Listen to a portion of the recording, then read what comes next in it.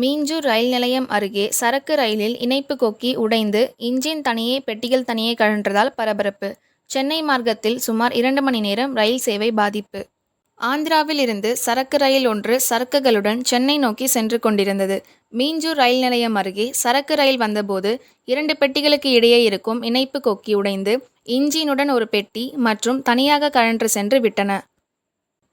இதனை அடுத்து சுதாரித்த ஓட்டுநர் உடனடியாக அருகிலுள்ள மீஞ்சூர் ரயில் நிலையத்தில் நிறுத்தினார். நடுவழியில் சரக்கு ரயிலிருந்து இன்ஜின் பெட்டிகள் தனித்தனியாக கழன்ற சம்பவம் காரணமாக சென்னை மார்க்கத்தில் செல்லக்கூடிய ரயில் சேவை முற்றிலுமாக பாதிக்கப்பட்டது.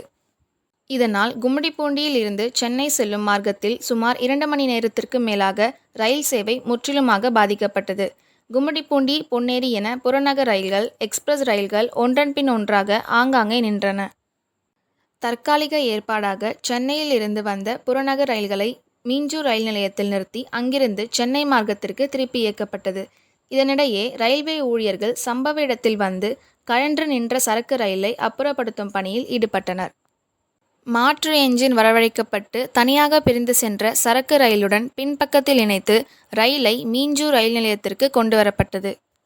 2 பெட்டிகளிலும் உடைந்த இணைப்பு கொக்கிகளை அகற்றி புதிய கொக்கிகளை பொருத்தி சரக்கு ரயிலை இணைத்தனர். நடுவழியில் நிறுத்தப்பட்ட சரக்கு ரயில் மீஞ்சூர் ரயில் நிலையத்திற்கு கொண்டு வரப்பட்டதை தொடர்ந்து சென்னை மார்க்கத்தில் ரயில்கள் மாற்று தண்டவாளத்தில் இயக்கப்பட்டன. சரக்கு ரயில் பெட்டிகளில் இணைப்பு கொக்கி உடைந்து என்ஜின் தனியே கழன்ற சம்பவம் காரணமாக சுமார் 2 மணி நேரம் ரயில் சேவை பாதிக்கப்பட்டு பயணிகள் அவதியடைந்தனர்.